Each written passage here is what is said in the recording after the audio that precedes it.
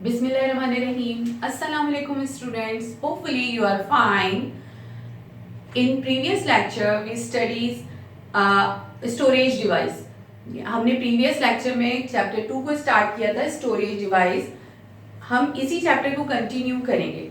किसी भी storage device का purpose क्या होता है कि जब हम कोई भी storage device use करते हैं तो हम इन बातों का ख्याल रखते हैं कि हमारी स्टोरेज डिवाइस में ये फैक्टर्स मौजूद हों. Number 1 cost, number 2 reliability, number 3 easy to use, number 4 portable device.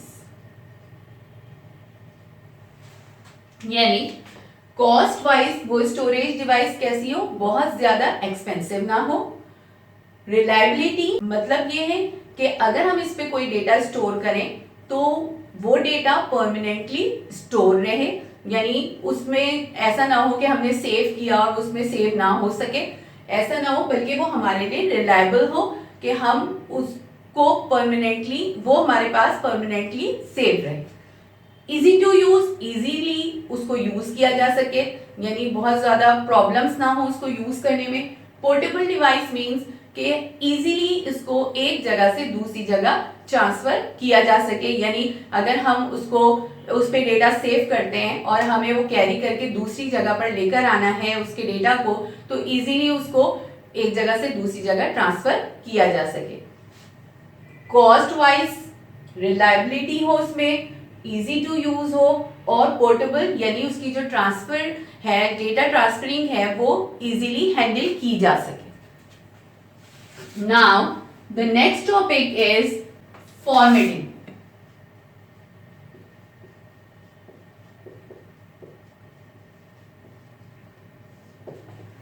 देखिए बेटा, जब आप हार्ड डिस्क पे डेटा स्टोर करते हैं तो प्रीवियस लेक्चर में हमने डिस्कस किया था कि हार्ड डिस्क में कुछ सर्कुलर फॉर्म में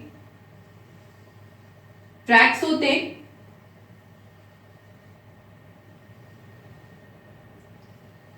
और फिर इसकी जो वर्टिकल डिवीजन है वो क्या कहलाई जाती है, सेक्टर.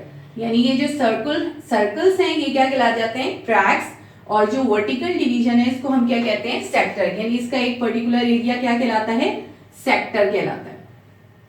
तो हम इसको ऐसे समझेंगे कि फॉर्मेटिंग एक ऐसा प्रोसीजर है जिसके जरिए वो हमारी डिस्क को प्रिपेयर करता है डेटा सेविंग के लिए. आप इसको इस तरह समझिए कि जैसे फॉर एग्जाम्पल जैसे हम अपने घरों में रहते हैं, तो घर में जब हम रहते हैं कि अगर कोई प्लॉट है वो बिल्कुल ब्लैंक है, उसमें कोई भी रूम नहीं बना हुआ, तो वहां पर नहीं रहा जा सकता. लेकिन क्या किया जाता है कि रहने के लिए उसमें पर्टिकुलर डिवीजन की जाती है कि जैसे उसमें बेडरूम्स बनाए जाते हैं, इसमें टीवी लॉन्च बनाया जाता है, किचन बनाया जाता है, वॉशरूम बनाया जाता है, तो उसकी सेपरेशन होती है, यानी उसको एक एरिया ऑक्युपाई किया जाता है डिफरेंट रूम्स के लिए. और फिर हमारे घर का एक पर्टिकुलर एड्रेस भी होता है, ठीक है. इसी तरह से डिफरेंट एड्रेसिंग बनाई जाती है. क्यों? उसकी पहचान के लिए, कि अगर एड्रेसिंग नहीं होगी तो उसकी पहचान नहीं हो सकेगी. अगर कोई शख्स आप तक पहुंचना चाहता है तो लाजमी तौर पर उसको क्या चाहिए, उसका एड्रेस चाहिए.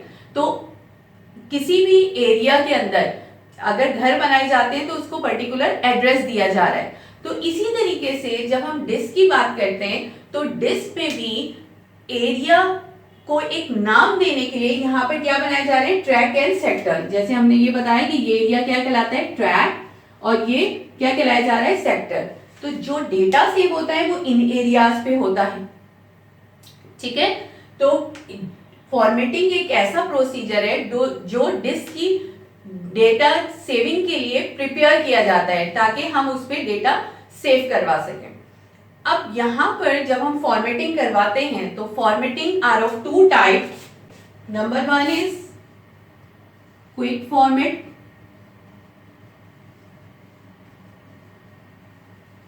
and number 2 is full format.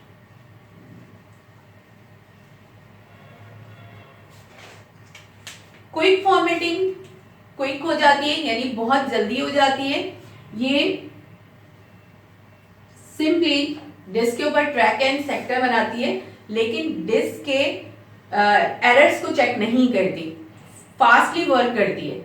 जबकि फुल फॉर्मेटिंग में ये track and sectors, all track and sector को चेक करती है, जिसकी वजह से ये थोड़ी टाइम कंज्यूमिंग होती है, यानी थोड़ा टाइम लेती है। क्विक फॉर्मेटिंग में फास्ट फॉर्मेटिंग होती है क्योंकि ये बैड सेक्टर्स वगैरह को चेक नहीं करता, जबकि फुल फॉर्मेटिंग के अंदर ये कंप्लीट फॉर्मेटिंग चेक करता है, यानी कंप्लीट डिस्क को चेक करता है, इसके ट्रैक एंड सेक्टर्स को चेक करता है, जिसकी वजह से ये टाइम लेता है।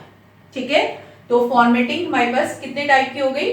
2 टाइप्स की हो गई, quick format and full format. जब हम डिस्क के ऊपर ट्रैक एंड सेक्टर बनाते हैं यानी फॉर्मेटिंग करते हैं, तो इसके साथ साथ 2 प्रोसीजर परफॉर्म होते हैं, यानी ये यहां पर एक टेबल बनाता है जिसको क्या कहा जाता है? फैट। फैट स्टैंड फॉर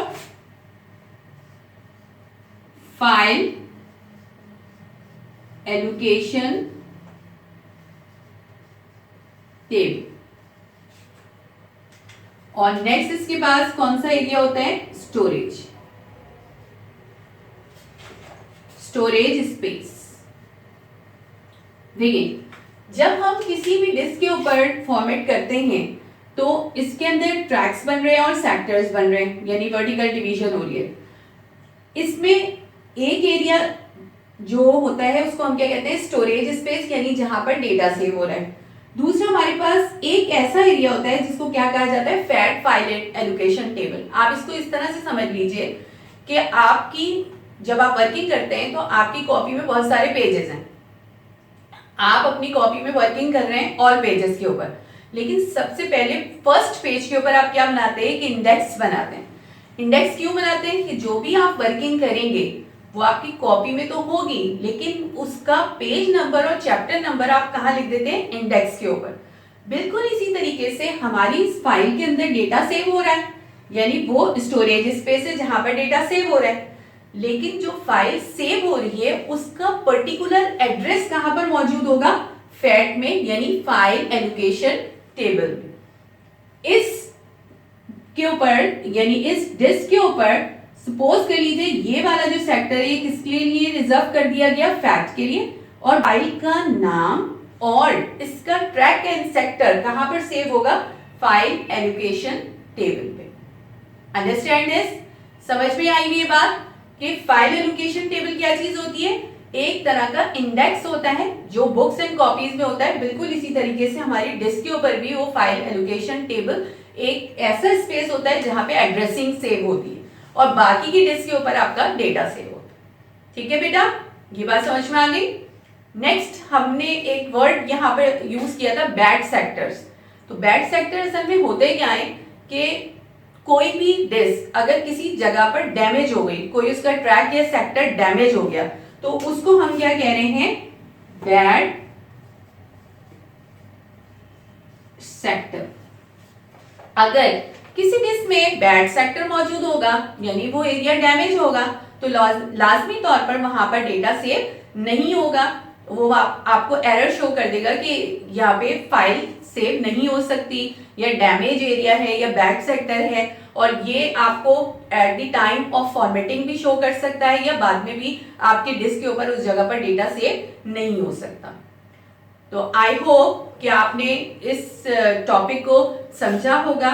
जो हमने टॉपिक्स आज डिस्कस किए, जो स्टोरेज डिवाइस के हवाले से, फॉर्मेटिंग के हवाले से, और फॉर्मेटिंग में फुल फॉर्मेट, क्विक फॉर्मेट, इसके अलावा fat, storage space and bad sector, आप इसको मजीद समझने के लिए अपनी बुक को रीड कर सकते हैं, और आपने यहाँ पर जो भी एक्सरसाइज यहाँ पर गिवन है जो आपकी पीडीएफ में आपके पास होगी उसको आपने सॉल्व करना है।